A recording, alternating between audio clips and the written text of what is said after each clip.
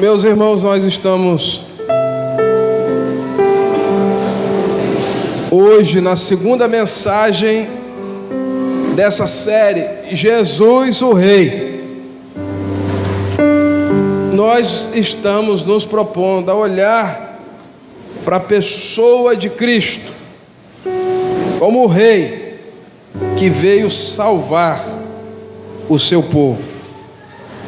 E não somente isso, nós cremos que Ele é aquele que restaurará todas as coisas, que vai redimir todas as coisas. O seu governo será um governo de restauração. Isaías capítulo 9, versículo 6, o profeta diz que o governo estaria sobre os seus ombros. O último livro da Bíblia, Apocalipse, ao descrever Jesus no seu triunfo final, diz que na sua coxa está escrito: Rei dos Reis e Senhor dos Senhores. E o anjo Gabriel disse a Maria que ela daria à luz a um ente santo gerado pelo Espírito, e que ele seria rei, mas com um diferencial: o seu reino, o seu reinado seria um reinado eterno. E hoje nós queremos continuar falando sobre os princípios do reino, porque se ele é rei, existe um reino, o reino de Deus.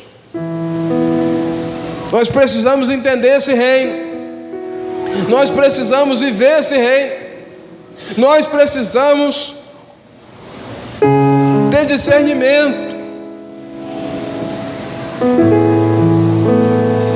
E hoje eu queria compartilhar com os irmãos mais alguns princípios sobre o reino de Deus. O primeiro ponto de nossa mensagem é: Jesus é o Rei. Parece ser simples essa frase, essa afirmação, esse princípio, mas nós precisamos pensar sobre ele. Primeira coisa para nossa reflexão hoje é: Jesus é o Rei. Vamos falar juntos? Jesus é o Rei. Mais uma vez, Jesus é o Rei. Só a mulherada agora, as irmãs queridas. Jesus é o Rei. Geralmente a gente perde, mas vamos ver os homens. Jesus é o Rei. Ah, a turma aqui está sustância pura. Jesus é o Rei. É o Rei. Marcos capítulo 1, versículo 1. Abre sua Bíblia. Duas frases que um versículo tem, mas que revela tanta coisa preciosa. Marcos abre o seu evangelho dizendo isso, e ele diz ainda que é o princípio do evangelho de quem, irmãos? Jesus Cristo, o Filho de Deus. Vamos ler juntos? Princípio do evangelho de Jesus Cristo, o Filho de Deus.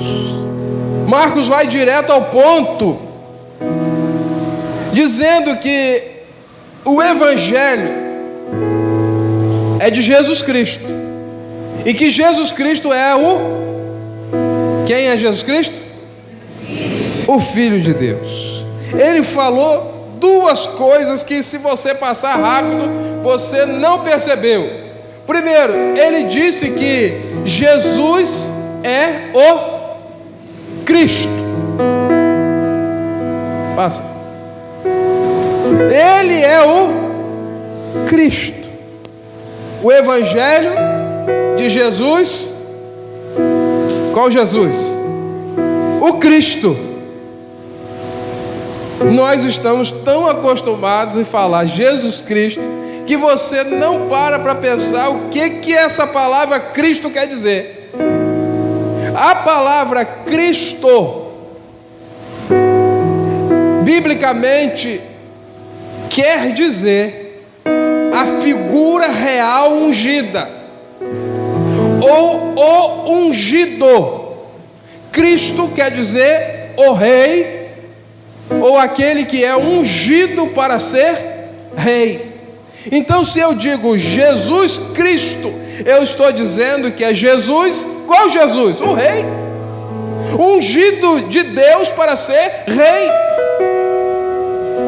Jesus Cristo quer dizer isso, o rei Jesus, o Messias prometido no Antigo Testamento, que os judeus não reconheceram, mas que se revelou a muitos na época que ele esteve aqui no seu ministério, e depois do livro de Atos e a sequência do Novo Testamento, reconhecia que o rei prometido no Antigo Testamento, aquele que nós vimos Isaías dizer que o governo estaria sobre os seus ombros, e que o seu nome seria Pai da Eternidade, Maravilhoso Conselheiro, Deus Forte, e o que?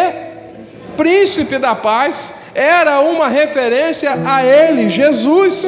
Jesus Cristo é o rei, e ele vem estabelecer o seu reino na terra.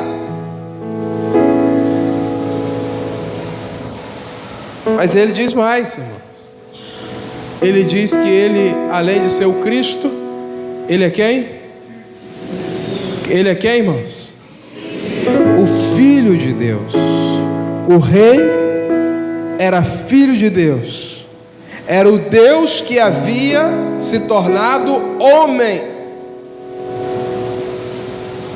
O maior mistério da humanidade, o acontecimento mais importante da história,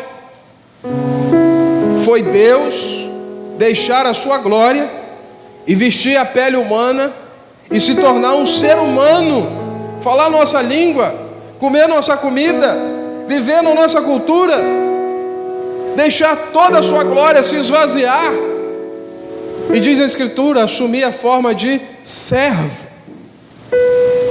Mas não podemos esquecer quem ele é, qual é a sua identidade, qual é a sua filiação, qual é a sua natureza.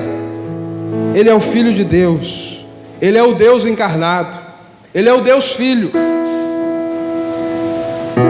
E tanto que João Batista diz que houve um cumprimento da promessa do Antigo Testamento no seu ministério. João Batista estava entendendo e entendeu e proclamou que ele seria aquele que viria preparar o caminho do Senhor. E quando ele foi indagado, se você está com sua Bíblia aberta, você pode acompanhar aí, versículo 2, conforme está escrito na profecia de Isaías: eis aí envio diante da tua face o meu mensageiro, o qual preparará o teu caminho. Voz do que clama no deserto, preparai o que?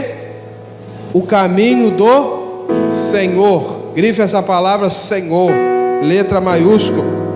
Senhor, referência a Deus. Preparai o caminho do Senhor e endireitai as suas veredas. E Marcos diz no versículo 4: assim surgiu João, batizando no deserto, pregando um batismo de arrependimento para perdão de pecados. Marcos está dizendo, João Batista é o cumprimento da promessa do profeta Isaías. Ele era o Senhor, ele era Deus, e João veio à sua frente, preparando o caminho.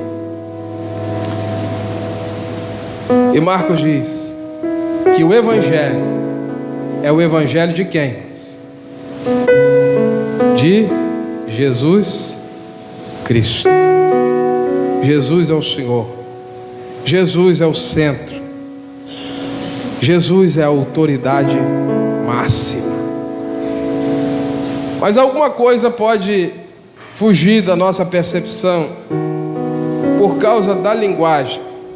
Porque se você observar bem no português, a palavra Senhor, ela é usada tanto para tratamento, para referir a uma pessoa, quando eu digo Senhor fulano de tal, o Senhor cicrano, eu estou usando a palavra como um tratamento para me referir a alguém a quem eu dou uma certa importância. Geralmente são as pessoas que nós respeitamos, ou que estão, ou os mais velhos, a gente chama de senhor, não é? E isso está até em desuso. Eu, por exemplo, chamo os meus pais de senhor e de senhora, mas não consegui fazer minhas filhas me chamar de senhor. Elas me chamam de você. É uma marca do nosso tempo que está se perdendo. Precisamos pensar. Não estou dizendo que às vezes falar senhor a gente pode falar e não respeitar, e pode falar você com todo respeito. Não é isso. Eu quero que você pense como que nós perdemos a noção às vezes do significado da palavra Senhor, porque a gente usa tanto para tratar alguém quanto para se referir a alguém que é senhor de alguma coisa, alguém que é dono de alguma coisa. Quem é o senhor dessa terra? E no nosso português de hoje, muito menos utilizado. A palavra senhor hoje é mais no tratamento do que quando a gente quer dizer que alguém é dono de alguma coisa. Quando é dono, a gente fala que é dono, proprietário, não usa que é senhor. Isso é uma coisa que está em desuso no português contemporâneo. E aí a nossa cabeça precisa olhar para a cultura grega, romana, da época de Jesus. Quando se fala Senhor no Novo Testamento, não tem nada a ver com o Senhor, forma de tratar. Está falando de Senhor, aquele que tem autoridade. A palavra Senhor no grego é Kyrios, e ela, usada com letra minúscula, era para falar dos senhores de escravo. O escravo chamava o seu dono de senhor, senhor do escravo. Agora, essa palavra também podia ser usada com letra maiúscula. Quando ela era usada com letra maiúscula, era para se referir àquele que era o soberano, aquele que estava acima de todos, ao chefe do pedaço. E na época de Jesus, que Jesus viveu, apenas uma pessoa podia ser chamada de Senhor. Esse nome com letra maiúscula só podia ser dado, ou só podia ser mencionado, se você estivesse falando do imperador romano. César é o Senhor. Inclusive era uma forma que as pessoas se tratavam na época. As pessoas se encontravam na rua e diziam, era uma maneira de se cumprimentar, meio doida, mas era: César é o Senhor. E o outro respondia do outro lado: sim, César é o Senhor. E ali estava demonstrando que aquele povo estava debaixo da autoridade do imperador César, que é o título César. Vários imperadores tiveram esse título. Mas quando Jesus vem, ele começa a ser chamado de quê? De Senhor, com a mesma ênfase de que se dava a César. Os judeus tiveram um benefício do Império Romano, porque eles não precisavam chamar César de Senhor, nem César ficava aborrecido se um judeu não chamasse ele de Senhor, mas não podia chamar outro. Surgiu os seguidores de Cristo chamando Jesus de Senhor. E aí você encontrava um crente na rua e as pessoas diziam assim, saudava aquele homem dizendo, ou aquela mulher, César é o Senhor. E eles não podiam responder, sim, César é o Senhor, porque eles entendiam que havia alguém que estava acima de César. Aí os crentes começaram a responder o quê? Sim, Jesus Cristo é o Senhor. Por isso que a igreja foi perseguida pelo império. E os judeus usaram isso, porque estavam dizendo o seguinte, eles estão dizendo que existe um outro Senhor, que não é César. Inclusive Jesus foi para a cruz, debaixo dessa acusação para os romanos. O que foi pregado lá em cima da cruz? Jesus Nazareno, Rei dos judeus, ou Senhor dos judeus. Para os romanos ele foi crucificado porque ele assumiu um título de Senhor que era apenas do imperador.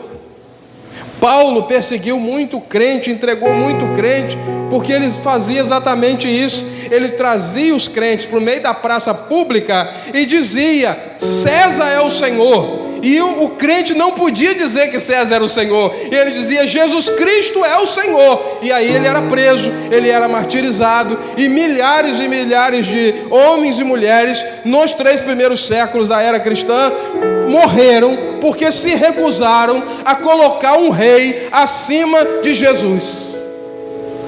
Eles respeitavam César. Eles até entendiam, e o próprio Jesus diz, dai a César o que é de César, mas a Deus o que é de Deus. Ora, eu respeito César, é o imperador, mas Senhor acima de todas as coisas, não é, só tem um, e eu entreguei minha vida para ele, e ele chama Jesus Cristo. Hoje para nós isso não tem sentido nenhum, mas naquela época levava gente para a fogueira e gente para ser morto no Coliseu Romano, comido por leão faminto, porque se recusavam a dizer que Jesus era um Senhor abaixo do imperador.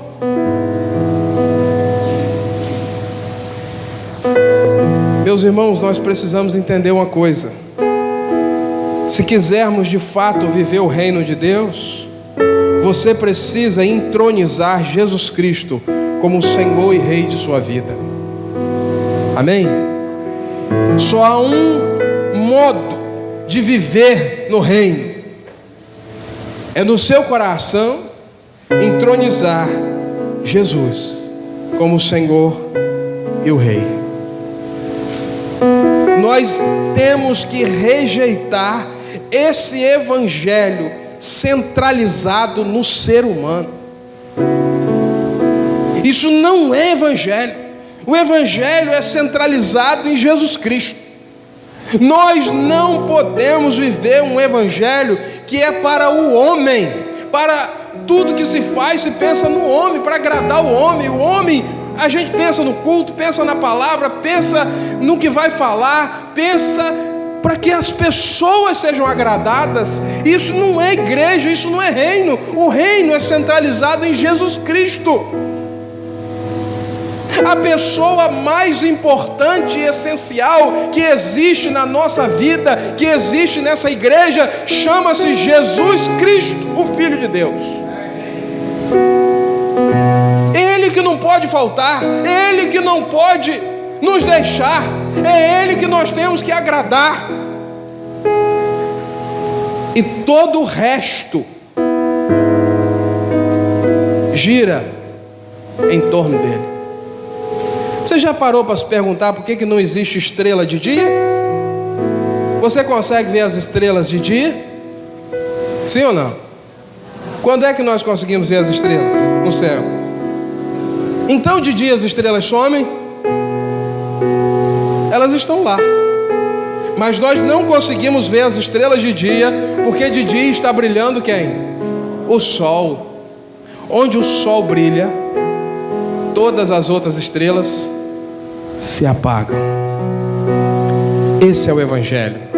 Um só brilha, um só governa, e todos nós estamos girando em torno dele. Aqui não existe estrelas, aqui existe a estrela da manhã. Aqui existe o sol da justiça que brilha, e quando ela brilha, todos nós temos que nos curvar a ela, o Senhor e o Salvador de nossas vidas, o Senhor Jesus Cristo. E como o Senhor, Ele quer de nós a entrega total e obediência total. Meus irmãos, meus amigos que nos escutam, eu não posso mentir, eu não posso anunciar um evangelho da parcialidade. Você entrega uma parte da sua vida, um pedaço da sua vida, para servir a Jesus, para estar no reino de Deus. Tem que ser entrega total e obediência total. Você não pode escolher aquilo que você vai obedecer e aquilo que você não vai obedecer. Tem muita gente que quer aceitar Jesus ou receber Jesus apenas como Salvador e o médico da sua vida, porque precisa de salvação e porque precisa de cura. É como se alguém diante do altar recebesse a sua mulher e dissesse: eu te recebo como minha cozinheira. Você já imaginou se o seu marido tivesse a cara de pau de falar um negócio desse? Eu estou te recebendo hoje diante do Senhor e desses testemunhas como a minha cozinheira, ou como a minha arrumadeira.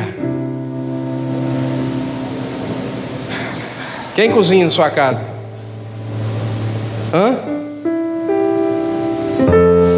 É você, dona, na maioria das vezes. Então, lamento te informar, você é a cozinheira. Mas não é só a cozinheira, você é esposa. Já vem tudo num pacote só. A esposa amada, aquela que nós amamos mais do que nossa vida. Agora tem que falar bonito, né? Aquela que nós somos capazes de dar nossa vida em favor dela. Aproveite se sua mulher está aí perto de você, ó. Você é mais do que minha cozinheira, meu bem. Você é o amor da minha vida.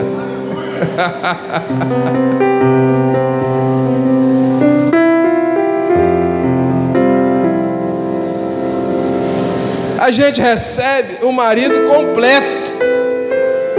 É ou não é? Você não pode casar com uma parte só desse homem. Você casou com ele todo. O problema é seu. Sua mãe falou, sua irmã, não casa. Você diz, vai casar. Casou, agora aguenta. Foi ou não foi? Não precisa responder não, para não dar problema em casa. Aguenta, você que arrumou, você que escolheu e você que recebeu o pacote completo. Agora, Jesus não. Jesus a gente quer só um pedacinho. A gente quer só a bênção. A gente quer só o que Ele pode fazer por nós. Na hora de falar de senhorio, de obediência, de renúncia, de perdão, de transformação de vida, aí a gente começa a dar um passo para trás e dizer: peraí, mas ninguém me contou essa história. Eu pensei que eu ia receber só um curandeiro que ia curar as minhas enfermidades. Depois que eu curo, ou provedor de emprego. Nós oramos aqui agora há pouco por emprego, e eu creio que Ele abre porta de emprego. Agora, se você está aqui só por causa de uma porta de emprego, você está no lugar errado. Se você está aqui atrás de cura física, você está no lugar errado. Se você está aqui só para curar, para consertar seu casamento, você está no lugar errado. Ele conserta casamento, Ele abre portas de emprego, Ele cura. Sim ou não? Mas não é só isso, gente. Ele quer ser o Senhor da nossa vida. Nós somos às vezes igual criança que pega o biscoito de recheio, abre no meio, come o recheio e joga o biscoito fora. Quem já fez isso aqui? Se tiver coragem, levanta a mão.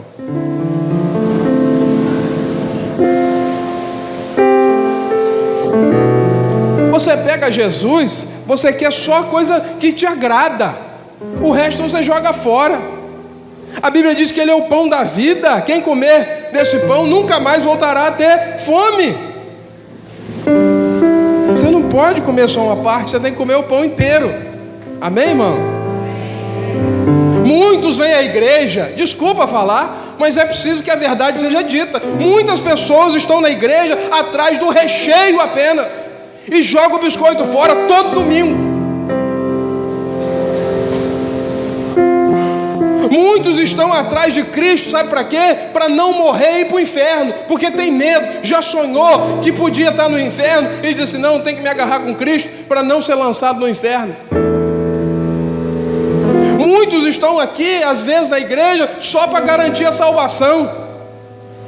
Ou muitos estão olhando para Cristo e estão achando que Jesus é o provedor dos seus luxos e o pagador das suas contas. É só para isso que esse Deus serve para você, para prover aquilo que você quer e para pagar suas contas no final do mês. É isso que nós entendemos como evangelho, irmãos. Nós estamos muito longe, precisamos pensar. E sabe o que muitos pregadores e muitas igrejas fazem? Colocam Jesus como um coitadinho, como um pires na mão, dizendo, por favor, deixa eu entrar no seu coração, eu estou precisando de você. Eu vi um pregador falar, eis que estou à porta e bato. Abre a porta, gente, deixa Jesus entrar. Lá fora está frio, está chovendo, e ele está lá na chuva, e ele está lá no frio, precisando de uma casa para entrar, para se abrigar. Que Jesus é esse, irmão? Não é o rei, não é. É um Jesus fabricado pelo evangelho humano, que não é evangelho coisa nenhuma.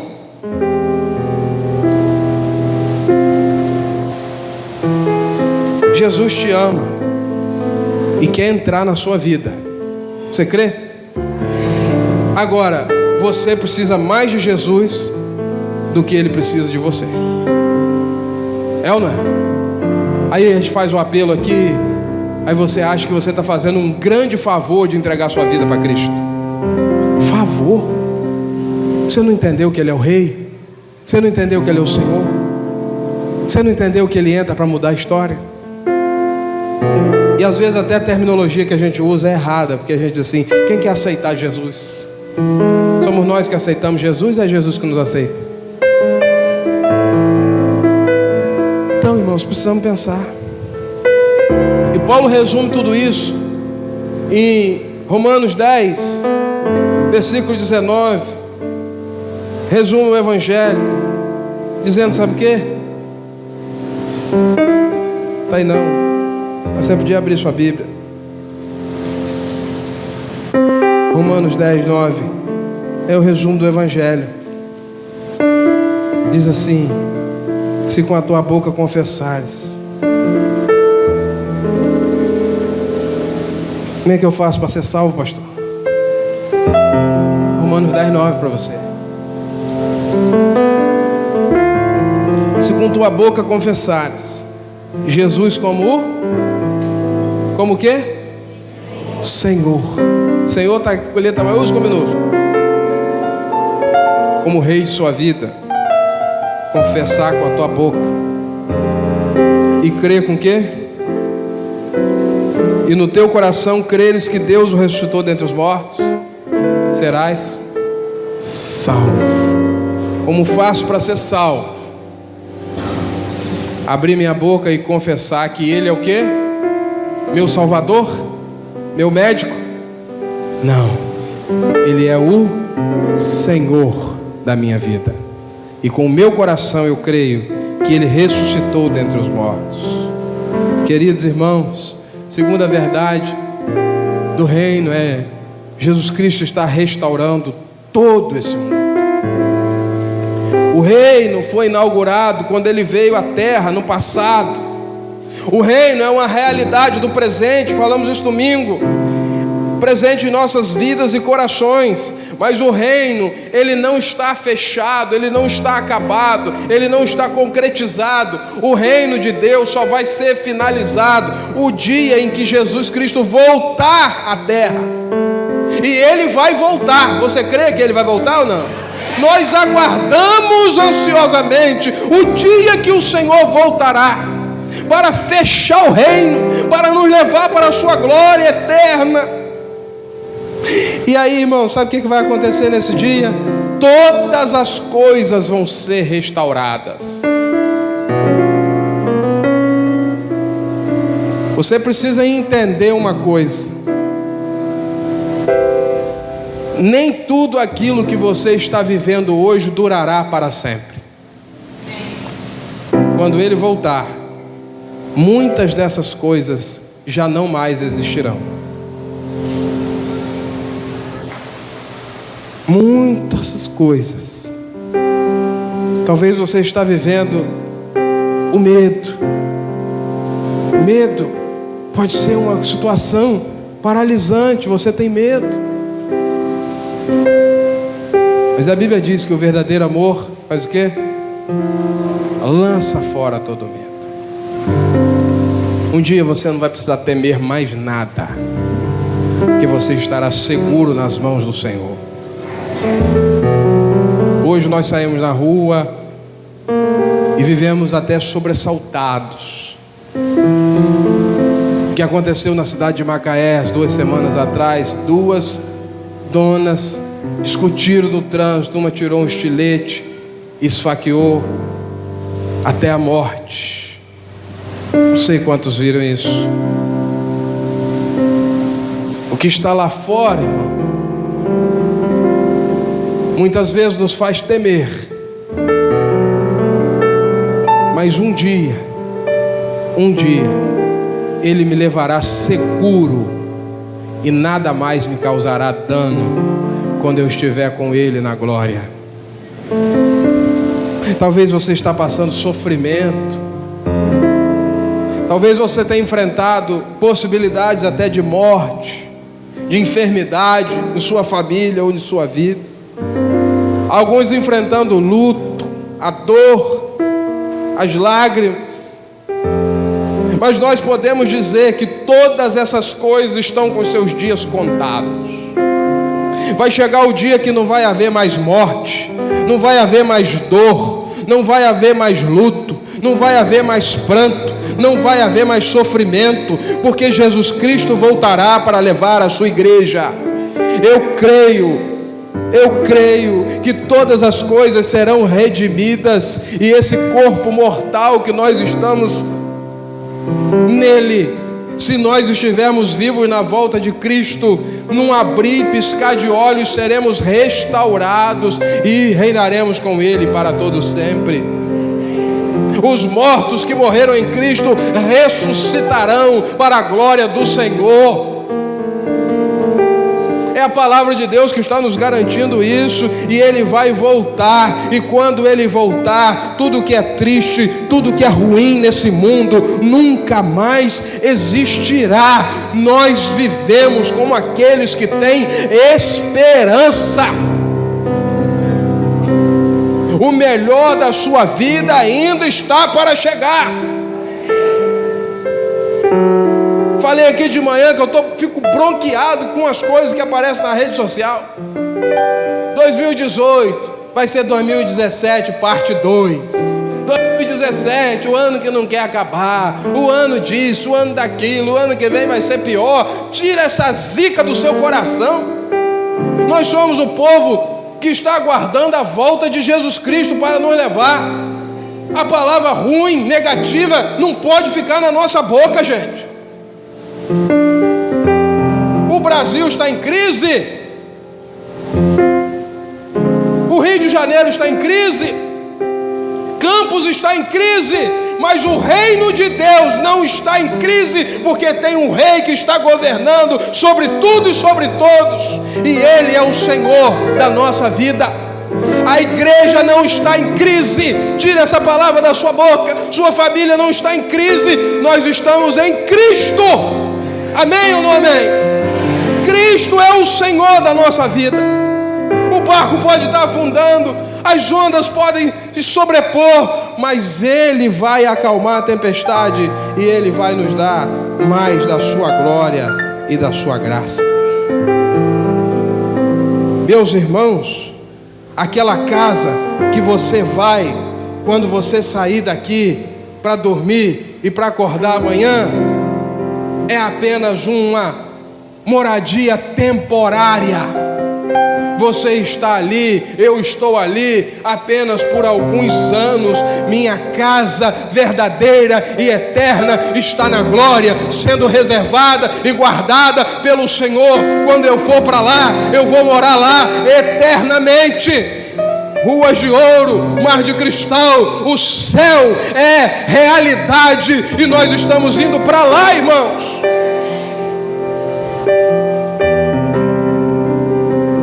Terceiro, no reino de Deus, nossos relacionamentos são transformados.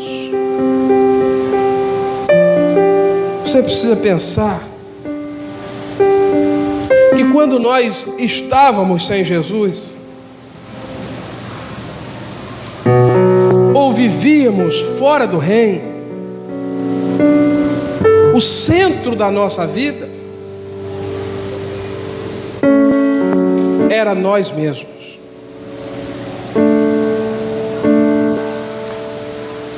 Viver no reino de Deus é tirar você do centro e colocar quem no centro? O Senhor. Viver fora do reino é viver para si mesmo. É viver uma vida em que o personagem principal, o centro das atenções, é você mesmo. E sabe o que acontece muitas vezes quando nós vivemos assim? Nós vamos ter muita dificuldade de relacionamento. Porque quando nós não temos Jesus e vivemos para nós mesmos, ou dizemos que temos Jesus, mas vivemos centralizado em nós mesmos, nós temos dificuldade em viver em comunidade. Por que a dificuldade de viver em comunidade? Porque cada um está vivendo para si mesmo.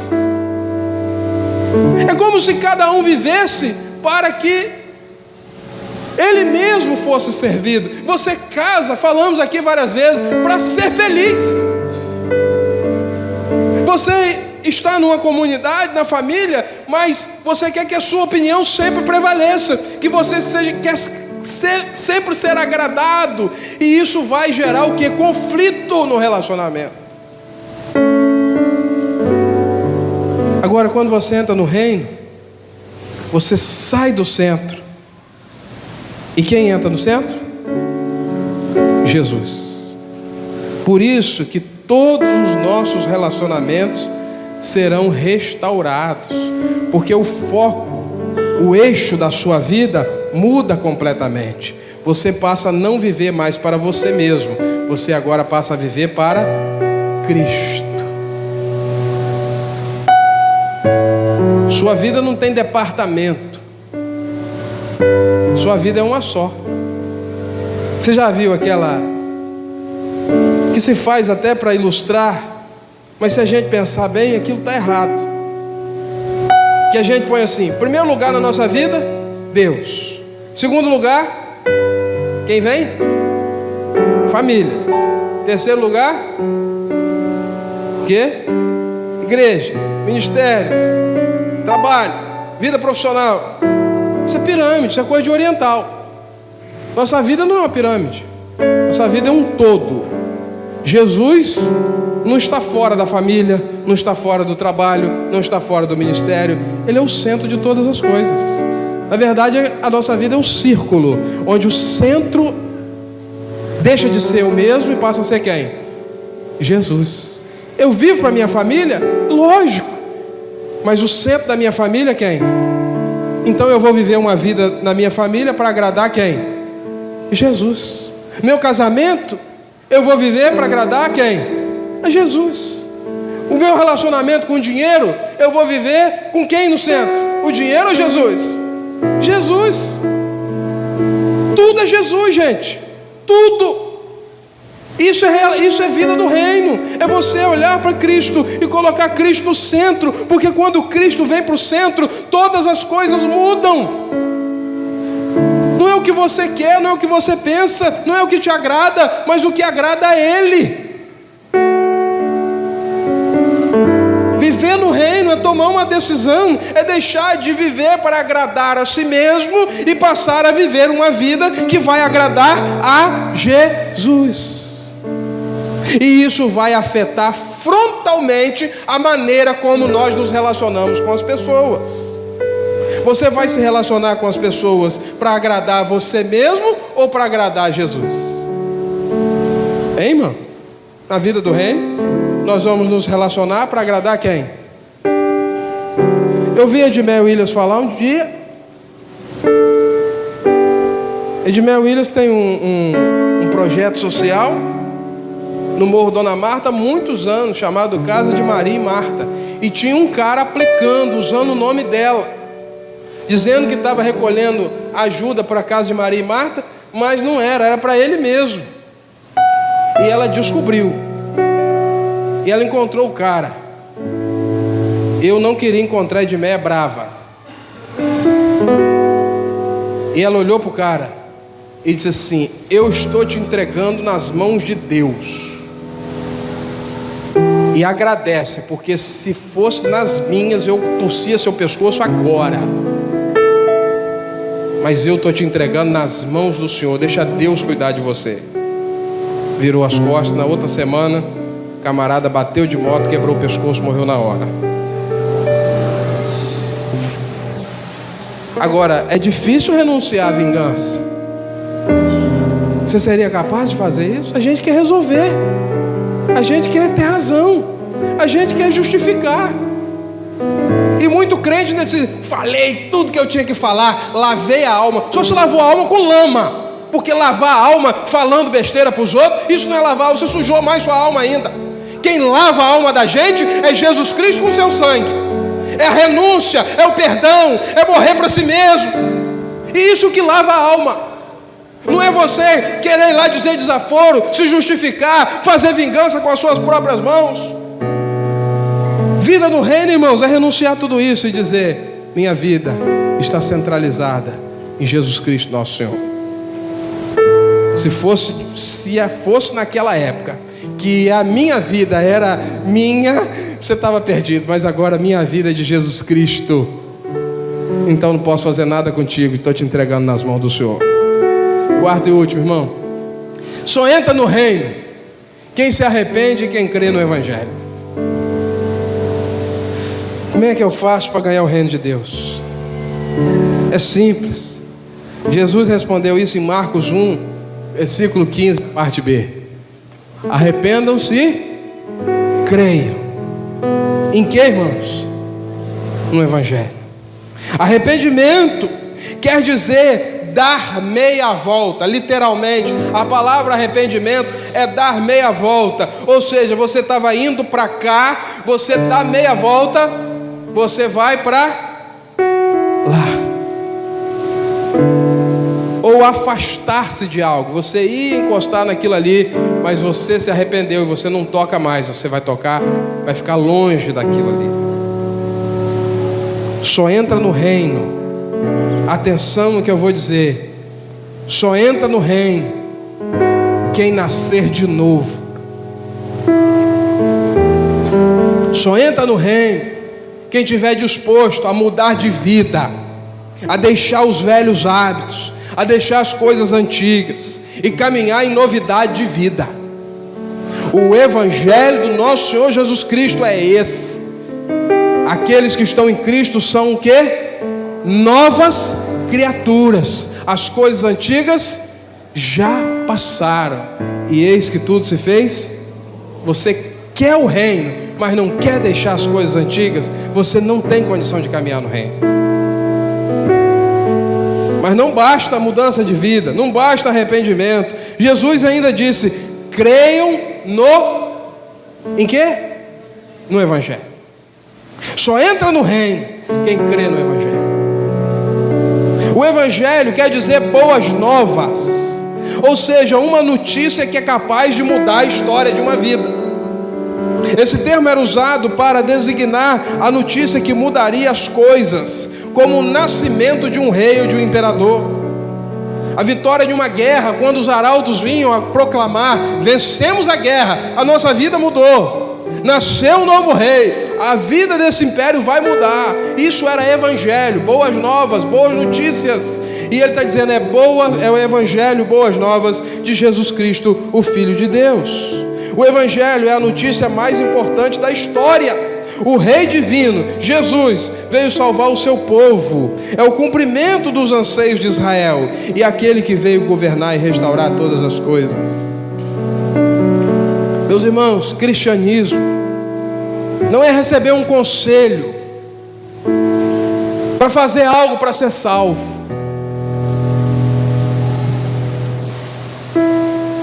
Todas as outras religiões, todas, estão dizendo o seguinte: aquilo que você precisa fazer para você ser salvo. Faça isso, faça aquilo, dê esmola, seja bom, e você será salvo. É o que você vai fazer para ser salvo. Mas evangelho é diferente. Presta atenção. Evangelho é você receber uma boa notícia. Olha, você não precisa fazer nada para ser salvo, porque alguém já fez no seu lugar. Você só é salvo não pelo aquilo que você fez. Você só é salvo por causa daquilo que alguém fez por você. Isso é a graça de Deus, é o evangelho. Alguém fez algo por você e por isso você pode ser salvo. E nós sabemos que esse alguém é quem? Jesus, que morreu na cruz em nosso lugar. E por isso você está salvo. Nós pecamos, nós falhamos. E muitas pessoas dizem: você tem que manter a sua salvação. Você tem que dar o dízimo, você tem que vir na igreja, você tem que fazer isso, você tem que fazer aquilo, senão você pode perder a sua salvação. Então o evangelho é alguma coisa que eu faço para ser salvo, ou alguém que fez alguma coisa por mim para ser salvo? Foi Jesus que fez. Então não preciso fazer mais nada para ser salvo. Às vezes na hora da classe, quando a gente vai examinar as pessoas, a gente pergunta: você tem certeza de sua salvação? Mas o evangelho centralizado do ser humano diz o quê? Se tiver em pecado, se morrer hoje, vai para o inferno. Um dia está salvo, amanhã não está salvo. Outro dia está salvo, amanhã não está salvo. O que é isso, irmão? O nosso Senhor é aquele que garante a nossa vitória e a nossa salvação. E Ele disse: as ovelhas que o Senhor me der, de maneira nenhuma lançarei fora. Nós estamos seguros nas mãos do Salvador e do Senhor. Não é pelo que eu fiz, não é pelos meus bonitos olhos, não é porque eu sou bonzinho, não. É porque a graça de Jesus me alcançou, e o sangue que foi vertido naquela cruz caiu em cima de minha vida e me lavou do meu pecado. Por isso que para mim não há mais nenhuma acusação, porque eu estou em Cristo Jesus, nosso Senhor. Toma posse dessa palavra.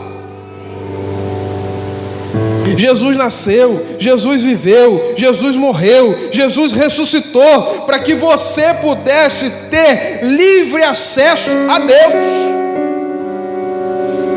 O evangelho consiste em ter acesso a Deus, não pelo que você fez ou pelo que você vai fazer. O evangelho é acesso a Deus com base naquilo que alguém, Jesus Cristo, fez por mim. Por isso eu posso chegar para perto do Senhor. E é isso que diferencia o evangelho de qualquer outra religião do mundo. Não é o que você faz, é o que Ele fez por você. O que eu tenho que fazer, pastor? Arrepender e crer. Não vai fazer mais nada além disso. Não precisa pagar promessa, não precisa fazer sacrifício mais. O sacrifício já foi nos dado, já foi feito. Jesus Cristo morreu na cruz em nosso favor. O que você precisa hoje, vamos ficar de pé para a oração final, é abrir seu coração. Não porque Ele precisa muito, Ele quer muito. Ele quer muito, mas eu preciso mais dele do que ele de mim.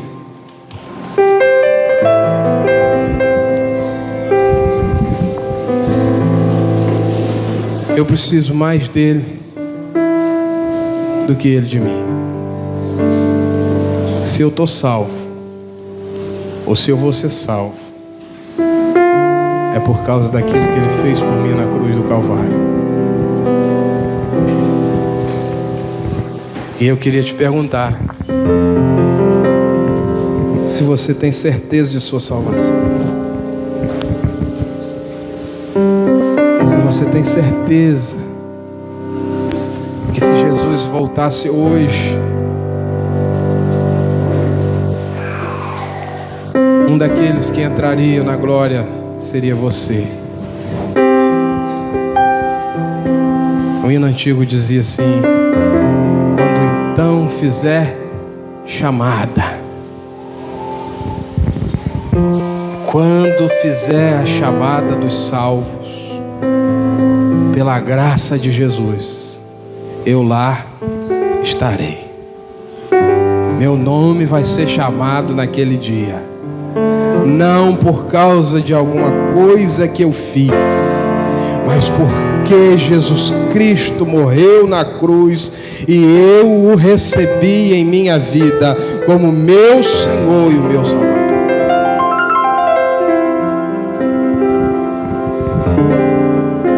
Se você morrer hoje, para onde você vai? Você precisa fazer essa pergunta para você mesmo. Se eu morrer hoje, para onde eu vou? Semana passada nós perdemos um jovem de 29 anos, 3 anos de casado. Um rapaz que era uma preciosidade na igreja, na família. Morreu rápido. Mas eu falei aqui semana passada, viver sem Cristo é fácil. A morrer sem Cristo vai ser difícil. Viver com Cristo não é fácil, não. A morrer com Cristo, que maravilha que vai ser, né, irmãos? Se você não tem essa certeza, hoje você precisa entregar a sua vida a Jesus. Você precisa arrepender e crer. Feche seus olhos. Põe a mão sobre o seu coração. Repete comigo essa oração. Senhor, graças te dou, porque eu entendi que a minha salvação não é por nada que eu fiz ou pelo que eu venho a fazer, é porque Jesus pagou o preço no meu lugar. Eu recebo no meu coração como meu Senhor e o meu Salvador. Eu me arrependo das coisas erradas que fiz e que faço, e creio que nele há perdão, há salvação, há vida nova, há nova história, há novo tempo em Cristo Jesus, meu Senhor, meu Rei, meu Salvador amado. E é no nome dele que eu oro. Amém. Amém. Continue com seus olhos fechados. Alguém fez essa oração pela primeira vez e pode dizer: hoje eu tenho certeza de minha salvação. Eu entreguei minha vida completamente a Jesus. Queria que você levantasse sua mão onde você está. Eu queria orar por você. Se Jesus voltar hoje, eu vou para a glória, porque hoje eu fiz uma aliança com Ele. Ele entrou na minha vida e Ele está mudando a minha história. Se é você que Jesus falou no seu coração aí agora, queria que você levantasse sua mão para que nós pudéssemos orar pela sua vida. Amém. Tem um rapaz aqui no meio. Queria chamar os nossos líderes. Há mais alguém? Lá atrás tem outro rapaz com a sua mão levantada. Hoje eu entrego minha vida a Jesus. Hoje eu decido viver para Ele. E não é parcial, não é para ser crente parcial. O chamado de Deus para a sua vida é para ser crente, para entregar toda a sua vida. É tudo ou é nada. Se você recebe como tudo, levante sua mão e diga: sou eu entrego tudo a Ele, tudo. Sou eu entendi a mensagem da salvação.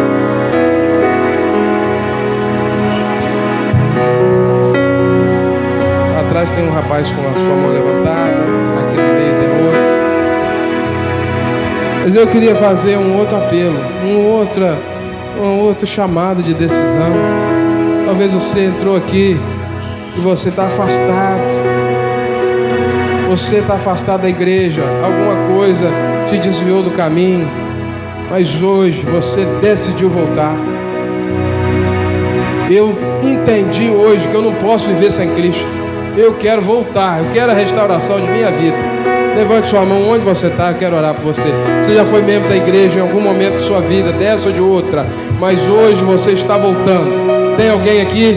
Levante sua mão bem alto, quero orar por você. Ali no meio tem uma pessoa, ali também outra pessoa. Mais alguém que está voltando hoje para a casa do Senhor, para viver uma vida nova na presença do Senhor. Tem mais alguém? Levante sua mão.